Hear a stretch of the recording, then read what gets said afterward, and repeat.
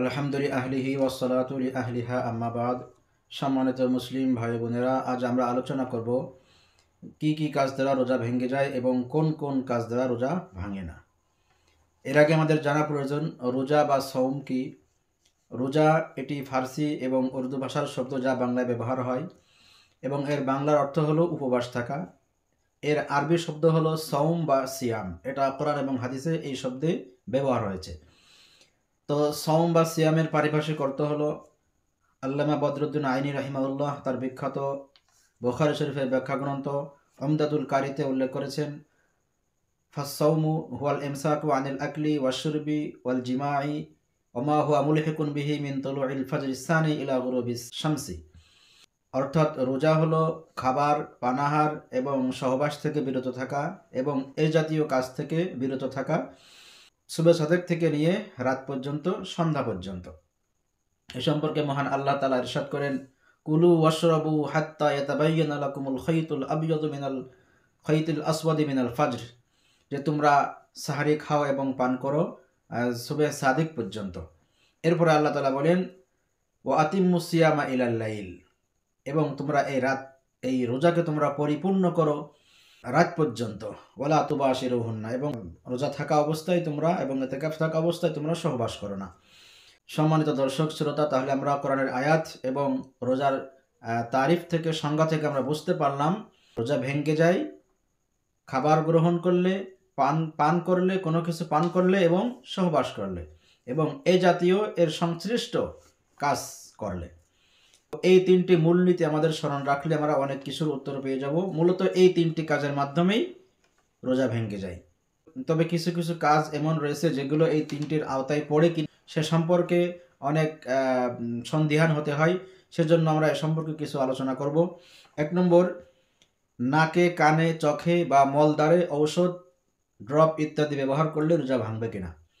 দেখুন, নাকে যদি ড্রপ বা ওষুধ দেওয়া হয় তাহলে রোজা ভেঙে যাবে, কারণ নাকে ড্রপ দিলে নাকের সাথে ডাইরেক্ট পেট তথা খাবার যে থলি, পাকস্থলী, তার সাথে সম্পর্ক। নাকে কোনো ওষুধ দিলে সেটা পাকস্থলীতে পৌঁছে যায়, সে কারণে রোজা ভেঙে যাবে। এবং চোখে এবং কানে যদি ঔষধ দেওয়া হয় বা ড্রপ দেওয়া হয় বা তেল দেওয়া হয় তাহলে রোজা ভাঙবে কিনা। দেখুন, কানে এবং চোখে ওষুধ দিলে সেটা পেট পর্যন্ত পৌঁছানোর কোনো সম্ভাবনা নেই, কারণ কানের সাথে এবং চোখের সাথে ডাইরেক্ট কোনো সংযোগ পাকস্থলীতে গিয়ে সংযোগ হয়নি, সে কারণে কানে এবং চোখে ওষুধ ড্রপ দিলে রোজা ভাঙবে না। তৃতীয়ত, মলদ্বারে, পায়খানার রাস্তায় যদি অশ্ব, গ্যাস বা কোনো পাইলস ইত্যাদি রোগ হয়, তার কারণে সেখানে যদি ঔষধ ব্যবহার করা হয়, ড্রপ বা কোনো ওষুধ ব্যবহার করা হয়, তাহলে দেখতে হবে সেই ঔষধ মলদ্বার দিয়ে সেটা পাকস্থলীতে পৌঁছাচ্ছে কিনা। যদি পৌঁছে যায় তাহলে রোজা ভেঙে যাবে, নতুবা রোজা ভাঙবে না। তবে ঢোস বা থাপোজিটার, যেটা ব্যথার জন্য, জ্বরের জন্য দেওয়া হয়, এটা যদি দেওয়া হয় তাহলে সেটা পায়খানার রাস্তা দিয়ে সেটা পেটের ভিতরে চলে যায়, সেই কারণে রোজা ভেঙে যাবে।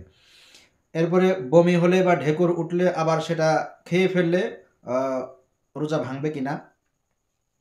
বমি যদি হয় এবং সেটা যদি নিয়ন্ত্রণে না থাকে, আসার পরে আবার চলে যায়, তেমনিভাবে ঢেকুর উঠলে ওঠার সঙ্গে সঙ্গে আবার নিজের নিয়ন্ত্রণের বাইরে আবার সেটা চলে যায়, তাহলে যদিও মুখে তার স্বাদ অনুভব হোক না কেন, রোজা ভাঙবে না। তবে যদি মুখে আসার পরে সেটা ধরে রাখা হয়, এরপরে আবার সেটা গিলে ফেলা হয়, তাহলে সেটা রোজা ভেঙে যাবে। এবং মুখের ভিতরে যদি দাঁতের কিনারায় যদি কোনো খাবার লেগে থাকে, জমে থাকে, সেটা জিহ্বা দিয়ে যদি নেড়ে খেয়ে ফেলা হয়, তাহলে দেখতে হবে সেটার পরিমাণ চোনাবুট পরিমাণ হয়েছে কিনা, তাহলে রোজা ভেঙে যাবে। আর যদি এর চেয়ে কম হয়, সামান্য হয়, তাহলে রোজা ভাঙবে না, কারণ এটা লেগে থাকে, এর থেকে বাঁচা সম্ভব নয়। রোজা অবস্থায় রক্ত দেওয়া বা রক্ত নেওয়া, সেলাইন শরীরে পুশ করা, ইঞ্জেকশন পুশ করা, এইগুলো করলে রোজা ভাঙবে কিনা। রক্ত দেওয়া, নেওয়া, সেলাইন পুশ করা, এমনকি গ্লুকোজ সেলাইন, যেটা খাবারের কাজ দেয়, এই সেলাইনও যদি শরীরে পুশ করা হয় তাহলে এই কাজগুলো দ্বারা রোজা ভাঙবে না। তবে ওজোর ছাড়া গ্লুকোজ সেলাইন, যেটা খাবারের কাজ দেয়, এটা পুশ করা উচিত হবে না। এরপরে আসুন, অক্সিজেন নেওয়া, ইনহেলার বা গ্যাস নেওয়া। অনেক সময় যাদের শ্বাসকষ্ট আছে তাদের জন্য অনেক সময় অক্সিজেন ব্যবহার করতে হয়। তো রোজা অবস্থায় অক্সিজেন নিলে রোজা ভাঙবে না, কারণ অক্সিজেন একটা শ্বাস প্রশ্বাস যার আমরা সবসময় নিয়ে থাকি, এই শ্বাস প্রশ্বাস নিয়ে রোজা ভাঙবে না। তেমনিভাবে অক্সিজেন নিলেও রোজা ভাঙবে না। তবে ইনহেলার এটা নিলে রোজা ভেঙে যাবে, কারণ এটার মাধ্যমে ঔষধ ভিতরে চলে যায়, সে কারণে রোজা ভেঙে যাবে। এবং অনেক সময় শ্বাসকষ্টের কারণে গ্যাস নেওয়া হয়, এখানেও দেখতে হবে গ্যাস পানীয় আকারে, তরল জাতীয় পানীয় আকারে যায় কিনা। যদি না যায় তাহলে রোজা ভেঙে যাবে, আর যদি গ্যাসটি বাতাস আকারে হয় তাহলে রোজা ভাঙবে না। রোজা থাকা অবস্থায় আগরবাতি, মশার কোয়েল বা গরম পানির ভাপ এইগুলো নিলে রোজা ভাঙবে কিনা? হ্যাঁ, আগরবাতি, কয়েলের ধোঁয়া অথবা গরম পানির ভাপ বা যে কোনো ধোঁয়া, এটা যদি ডাইরেক্ট, এই ধোঁয়াটা ডাইরেক্ট যদি নাক দিয়ে বা মুখ দিয়ে ভিতরে চলে যায় তাহলে রোজা ভেঙে যাবে, কারণ এটা পান করার মধ্যে পড়ে। তবে যদি আগরবাতির ধোঁয়া বা কয়েলের ধোঁয়া দূরে থাকে এবং তার ঘ্রাণ আসে নাকে, তাতে রোজা ভাঙবে না।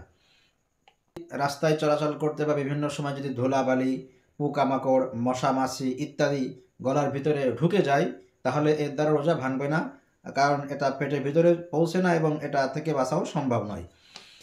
তারপরে কান্না করার সময় যদি চোখের পানি মুখের ভিতরে চলে যায় তাহলে দেখতে হবে এই 2-1 ফোঁটা যদি সামান্য পানি যায়, যেটা লবণাক্ত ভাব অনুভব হয়, এতে রোজা ভাঙবে না।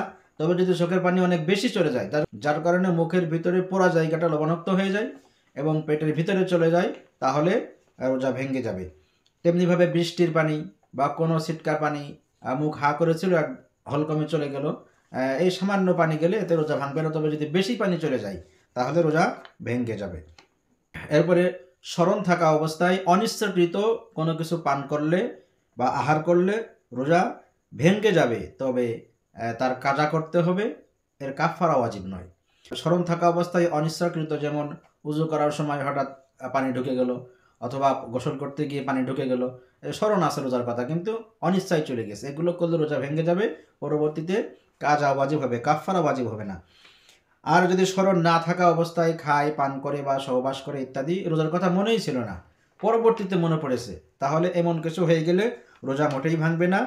এরপরে অসুস্থ হলে অথবা রোজা থাকলে অসুস্থতা বেড়ে যাওয়ার সম্ভাবনা থাকে, অথবা এমন অসুস্থ যে রোজা রাখাই সম্ভব হয়, এই শরতে রোজা ভাঙ্গা তার জন্য জায়েজ এবং পরবর্তীতে সেগুলো কাজা করতে হবে। আর যদি এমন অসুস্থ হয়ে পড়ে যে পরবর্তীতে কাজা করাও সম্ভব না হয়, তাহলে এই ব্যক্তির জন্য ফিদিয়া দিতে হবে, সে ফিদিয়া দিবে। আর ফিদিয়া কি? ফিদিয়া হলো একজন মিসকিনকে সদগায়ে ফিতরের পরিমাণ সম্পদ তাকে দিবে অথবা 2 বেলা খাবার খাওয়াবে। এরপরে মহিলাদের জন্য রোজা রাখা অবস্থায় যদি ঋতুস্রাব চলে আসে তাহলে তাদের রোজা ভেঙে ফেলতে হবে এবং খাবার গ্রহণ করতে হবে, বাকি সময়টুকু না খেয়ে থাকতে হবে না, রোজা ভেঙে ফেলতে হবে, রোজা ভেঙে যাবে।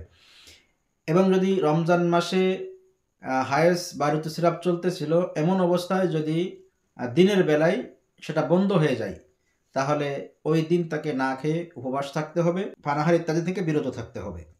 তবে যদি রোজা থাকা অবস্থায় ঋতুস্রাবের যে মেয়াদ, যার যে অভ্যাস 7 দিন বা 10 দিন বা 5 দিন, এই অভ্যাসের থেকে যদি বেশি হয়ে যায়, 10 দিনের থেকে যদি বেশি হয়ে যায়, 10 দিন পার হয়ে গেছে তারপর ঋতুস্রাব চলতেছে, এটাকে ইস্তেহাজা বলে, এটা রোগ, এটা হলে রোজা রাখতে হবে, এতে রোজা মাপ নয়।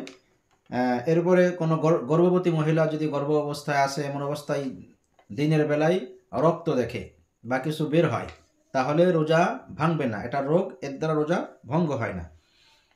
কোনো মহিলা যদি ঔষধ খেয়ে ঋতুস্রাব বন্ধ রাখে তাহলে এই ঋতুস্রাব বন্ধ থাকা অবস্থায় তার রোজা রাখতে হবে, রোজা মাপ নয়, তবে এমনটি করা উচিত নয়।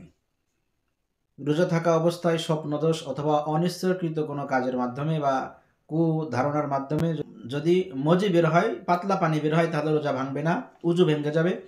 আর যদি এই স্বপ্নদোষ অথবা অনিচ্ছাকৃত কুধারণার কারণে যদি বীর্যপাত হয়ে যায় তাহলে রোজা ভেঙে যাবে, তবে কাজা করতে হবে, এর জন্য কাফারা ওয়াজিব হবে না। তবে যদি ইচ্ছাপূর্বক সহবাস করে ফেলে অথবা ইচ্ছাপূর্বক হস্তমৈথুন করে, এর মাধ্যমে যদি বীর্যপাত হয় তাহলে রোজা ভেঙে যাবে এবং কাজা কাফারা উভয়টি ওয়াজিব হবে। কাফারা হলো একটি গোলাম আজাদ করা, যেহেতু এটা এখন বর্তমান নাই, সে কারণে এখন লাগাতার 60টি রোজা রাখতে হবে অথবা 60 জন মিসকিনকে একবেলা খাবার খাওয়াতে হবে, অথবা 30 জন মিসকিনকে দুবেলা খাবার খাওয়াতে হবে। দিনমজুর, কৃষক, রিক্সা চালক, যারা কঠিন শ্রমের কাজ করেন, যাদের রোজা রাখতে বহুত কষ্ট হয়, এমন ব্যক্তিদের জন্য কি রোজা না রাখার অনুমতি আছে? এ সম্পর্কে আমাদের দেশে কিছু উলামা একরাম বিভ্রান্তিকর ফতোয়া দিয়েছেন যে এমন কষ্টকারী ব্যক্তিদের জন্য রোজা রাখবে না, পরবর্তীতে কাজা করবে। দেখুন, এই ফতোয়াটি, তাদের এই কথাটি সঠিক নয়। কারণ আল্লাহ তাআলা ইরশাদ করেন, ওমান কানা মারিদান আও আলা সাফারিন ফাইদ্দাতুম মিন আইয়ামিন উখর। যারা অসুস্থ হয় অথবা সফরে থাকে তাদের জন্য রোজা কাজা করবে অন্য দিনগুলোতে। তাহলে যে ব্যক্তি এই দিনমজুর কাজ করে, ভ্যান চালায়, রিক্সা চালায় বা কৃষকের কৃষি কাজ করে, এর কষ্ট হয় বিদায় আগেতেই রোজা রাখবে না, তাহলে এই ক্ষমার আওতায় পড়বে না, কারণ তখন তো সে অসুস্থ হয়নি। হ্যাঁ, এমন ব্যক্তিরা সাহরি খেয়ে এরপরে কাজ করতে যাবে, কাজ করতে যাওয়ার পরে যখন কষ্ট হয়ে যাবে আর রোজা রাখা সম্ভব হবে না, তখন সে ভাঙবে, কারণ তখন সে অসুস্থ হিসেবে বিবেচিত হবে, তখন সে রোজা ভাঙতে পারবে। আর এমত অবস্থায় কি পরিমাণ অসুস্থ হলে, কি পরিমাণ অপারগ হলে রোজা ভাঙবে, সেটা হলো 1 নম্বর, হয়তোবা সে বেহুশ হওয়ার উপক্রম হয়ে যাবে, যে চোখ মুখ অন্ধকার হয়ে আসতেছে, মাথা ঘুরে পড়ে যাচ্ছে, এমন একটা অবস্থা হয়ে যায়, সেই মুহূর্তে বেহুশ হয়ে যাওয়ার সম্ভাবনা হয়, বেহুশ হয়ে যাচ্ছে এমন মুহূর্তে রোজা ভাঙতে পারবে। অথবা তার ব্রেন সমস্যা হয়ে যাবে, এমন দেখা যাবে, তখন রোজা ভাঙতে পারবে। অথবা মৃত্যুর উপক্রম হয়ে যাবে, এই তিনটির যে কোনো একটি যদি হয়, তখন এমন অবস্থায় সে রোজা ভাঙতে পারবে। এছাড়া তাদের অনুমতি নাই যে তারা আগাগোড়ায় রোজা রাখবে না,